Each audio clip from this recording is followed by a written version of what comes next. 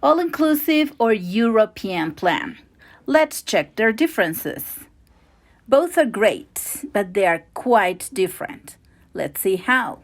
For example, in regards of accommodation, we would say that European Plan Resort offers accommodation only versus All-Inclusive Resort offers accommodation, food and drinks during your stay.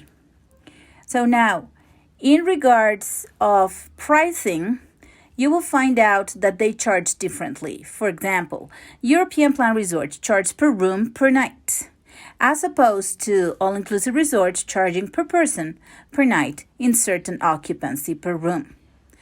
So let's talk about the events. Neither the European or the All-Inclusive include the private events, so you know.